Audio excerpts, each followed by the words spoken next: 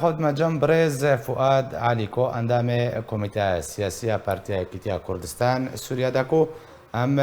هەڵوێستا دیارترین دوو ڕۆژنامەیەن فەرەنسی دەربارە ڕێبەریا پەیادەیەک و ڕەخنەلێکردنە شڕۆڤە بکەن. مامۆستا فؤاد دەم باش بەریا هەموو تشتێکی دخوازم دەستپێکە دەبزان بم چ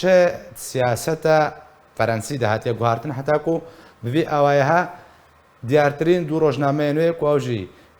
لۆفیگارۆ و لۆمۆندن هەردوو ببێ ئاوایها ڕەخنێ لە سیاسەتی بکەن و بەحسا ڕەباندنە زارۆکان سەردەستێ جوانێن شۆڕەشگەر بکەن. بلا ورز اشتر تماشواني هجار قالك سباس يعني ناو قهرتنا كتي سياسة فرنسي بقدر فرنسا وقت دولتك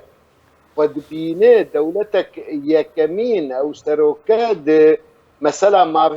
ما في مروف هذا بيشكتي ويد باريس فافكاري دبن فرنسا الويدرا هي يعني روجلاتها فريتي هي ودبينه بشعبي خوش كار دبن وبالتالي نما او فشارتن جيرتي خست جيتي خستن يعني او دبينن انها روشك خراب شي دبي وافري خستنايا اج بشجيريا ويدكن بكاري خراب رادبه واوجي بيدنك دمينن برفيكي وقتا حكومتها فرنسي بيدنك بمينه ليفت قره انه شعبي خطو دقريج ما في مروفا تشتي تشيد بدهن تري سوري دو تشتي قصدي دكي وتلجيني دن قال لك وقت بي دنجي خو بلندكي فأدبيجم فرنسا دفي واريده وك برنسيب وك مسألة مبدأ دفي واريده كاري خو بيك دينه وأدبين بشتي لوفغارو وان ودركت ليمون دركتن أو حكومتها فرنسي قافنا بافيد في واردة أو دوزني جدي القصدي بك أب بيمانا وأمذكر بكتشو نمونة فيد بيلادي برنجكي وقت بي قلكي فكري وبيترس وبحساب وبتشتك اف ايجناف لخوكرنا جواني شورشگر بي لتشتكي ببرسن والتبيماني قصدي ببرسن برفيه كي انهاش قصدي تي خستن ياوي البيماني خو خدي دركر يا درنكر انها عمليا اف 2 سال خدي درنكتي وتكار دفي واريد النكريه باشا ما مستفاد امكارن بيجن كو فرنسا دفردا وي للسياسه خو فغاري يعني اگر كمزن هيكو تقولكو پشتوانیا قصدت کرد دبجه پشتوانیا برده یعنی ایدی پشتوانیا قصده نکه اگر سیاست خدا قصده بردوام بده ان کریارنده بگمان وقتا افکار بردوام بین فرانسا ولی فگرکش خوچه که فرانسا نکاره لبرا گهاندنا فرانسی بتیبت راب برخدانه که بکه دبر اف تشتی کریتی گچه دبن و بیجی والله شعبی خوش بر بگره فرنسا موقفك بستينه وخرت مشي موقفه وي في وارد تجاري او قبول نكب في رنجي يك خد بينه دوستي وي وفان كاري مزني خراب دكب حقي زاروكا بحقي دشكريا نشار بحقي او معلوماتي دركتن خلق داعش بردان بپرا اوجي روجنامه دهاتيه فافتشتانا قال لك مزن نفتوش كن لجان فرنسيه يعني الدبيجم اوي نرينا قدنها بد دما بيد وضغطك مزنجي القصدي به وامريكا جوي نكارب شعبي خو بكر يبرق خاصه امريكا اوجي خد بينا انه بارتيا ديمقراطي درباري امريكا ما مستفاد يعني برسك دبردها فرنسا او 2 سال بوتبخو 2 سال قصده پابند امذكرنا خو نبوا وبن بيكرن بردوام بن بري هنجي بن بيكرن بردوام بن امريكا حتى وكان هاب بيدن بو فرنسا بش درباسونا 2 سالان بردوام ده ترى غاندن زاروكتن رواندن لشكريانا چارها خلقتي بن چاب كرن يعني فرنسا دبرد بيدن جيبو نها امكارن بجن دسبيكا كانوا دربار سياسه ولات امريكا او کو سرپرشتيها بيمانيا ناب دولتيت كي لهمبر قصده دي سياسه كانوا بجيبكن بله اویا بگمان اوی امریکا سر بسکنه لی بیتر كارج متى خستن جا أنا كسيتي خستن كارك مظن بك لجم أمريكا لجم أوروبا يكيتيا أوروبا لجم فان دولتي قدانو استندني دكن ببيادير بخورتي لمخابن حتى أنها أو كاري قتي خستن نهاتي كرن نمونا دو دركتن جبو أف درو دردكفن كل عمودي كل قامش لو دي زاروكا دردكفن وانا كسي بدنج واليكاريه بوار ناك ومشاركه ناك وك از دزانمجي سير ريخستني جناد هندري انا كسي دنه او ريخستنانا تشتكن قالك افكار ايفان ريخستني فان جنابا قالك صدجن لكيلك افان دياي فان زاروكا سكني بايا لي مخابن هر سير ريخستني جي منا دنج جواندي ومنا بشجيري دي قالك ما جيش او الوردي تبعنا يا انا كسي قالك لخفقر وقالك هقر ام بيجن بريار نستندن يجيبوه وك جماور دركفه اللي قالك ريخستني جنائد هندري انا كسيت قوتبا هون افكاري ويو مادام جن دردكفن وني بشجيريا وان بكن وني بوان دركفن وني داخويانيا درخن وني دنجي خو بجينن جيهاني للدرفة أنا كسي قاري خوشك دنجي خو بجينه تشد الرياء تلافي الربي تشد الرياء جبهة السلام ربي تشد الرياء كوميتا درفة أنا كسي الربي فان تشتي تشيبون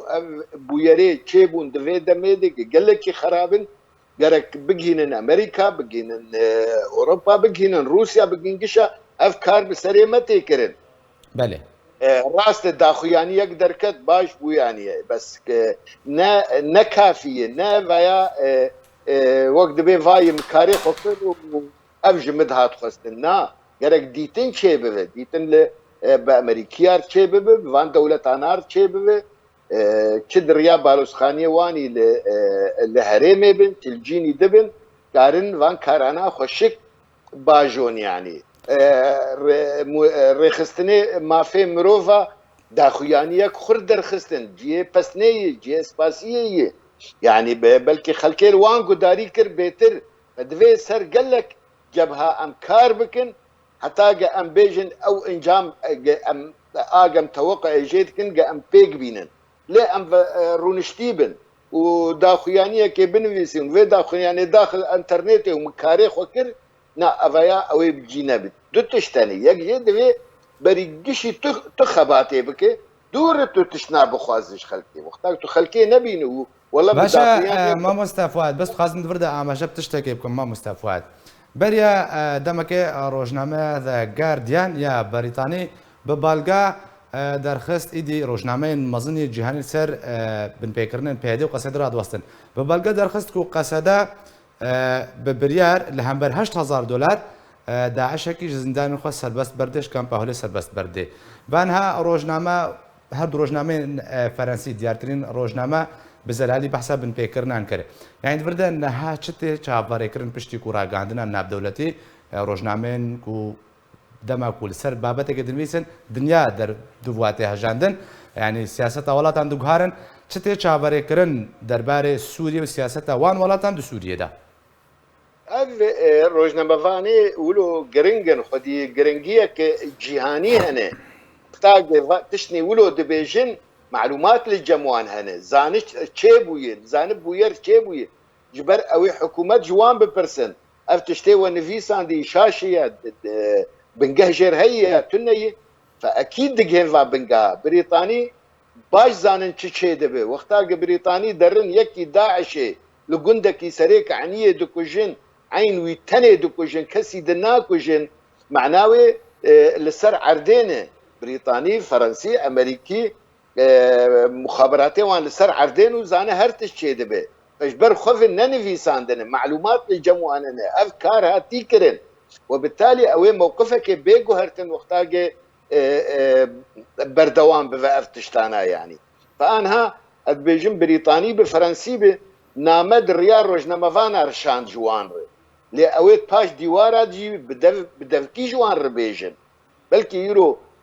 حكومتك او بربرسياري حكومتي درنك فوفان تشتانا ئێد ڕۆژنەما داتی بدەفتی نەبێژێ لێ ئەوێ نابێنا خۆوان دەبێژێت دەربارەی یەکەمین دێ وەختا پێک نەهات ئەوێ وێ چاغێ ئیجا مووقفێکی دم بستینن و دباوەریان بدت دیسا ئەزێ ڤەگەڕم ئەنە کەسێ دەبێت ویواری باشە مامۆستا فواد بەریکم بەگەڕنانەکسە چ ژێتی خواستن پێدا ئەگەر کوت سیاسەتی خۆدا بەردەوام بن ینی بەریا چەند ڕۆژان مەگۆ ڕۆژنامە بەریتانی بە بەلگە دەرخست و لە هەمبەر 8,000 دلار داشتێنە بەردان جەم پێدە و قەسەدی پێدە پشتی وێ ناکە پشتی ئەو بەلگە دەرکەت نەها چەتەیان جوان شۆڕژگەر دەست بە هەڵمەتە بنچاوکردنا زارۆکان ژ دێرکێ بگرە حتاتت گەهێ کوبانێ و دەبەرێن دەربدەرێن عفرینێک و لێ هەنا کامپێن شەهبای و تاخێن حەلەبی شێخ مەقسوود و ناکێ یعنی دڤەردا بێژن لە هەمبەر داخوازن وا وڵاتان پێدە و قەسەدە ڕادوەستن ئەنجام وێ بچڕێنکی مناگەرک و قەسەدە و پێدە دوێ سیاستا خۆدا بەردەوام بن ینی دوێ دەمێدە سیناریوە چاوەڕێکردی چێش بەر قەسەدە و پێدە و کۆکوون هەموو ژتەکەس دکەن سەر بە قەندی لێبەنە باوەریان بدە ئەوێ بەردەوام بە ئەفکاری جوانی شۆڕژگەر دەکرد بریاراوان وەک دەگۆژ قەندی لێیە و حتا ئانها قەسە دێبێ پەیە دێبێ ئەسایش بێ ئەو ژی li gor qendîlê gavê xwe davên yanî em bêjin nebêjin em teamülê yan ûstendinê li hundir Sûriye PKK'yê yanî webitalî PKK ew ê di baweriya me de gelekî li ber nesekine ev tiştê hêzê dewlî dibêjin lê ew ê hinekî belkî wexta dextek heve hêza dewlî bi xurtî wê dextê bikû teybet Amerîka û Fransa û Brîtanya dextê bikin ئەوێ هەنێکی وەک دەبێ خۆ بتەوینن ji wê asîfêrê ji bo heya bûyer derbas bi me hev li dosê dîsa ew ê vegerin karê xwe bikin ev biryarek stratîjiyê li cem PKK ji roja ava bûye اعتمادا wanî asasî ser zarokayê ev dibin pelnî spîne ev zarok nehatine xerakirin ev vê pela spî em çi ser binivîsîn em ê wî wilo derxin وبالتالي تبالا خدي او كسي بزاروكتي بوي بكاكي عمري بوي بنجي سالجي ترى صدي نو دو نهب دمينن بوار بلكي يك تحسق انه شاش شو او كت رولك شاش وبدقره فاف جوان استراتيجياك لسر افابوي بكاكي جي دف جوان كاري خو برناده استراتیجیا وانێ ینی لە تشتێکی نووی الجەمە باشە گەلک سپاس بۆی برێز فواد علی کۆندامی کۆمیتە سیاسی یا پارتیایەکی تیا کوردستان سووریا کوتم ڕەبووی گەلک سپاس مامۆستا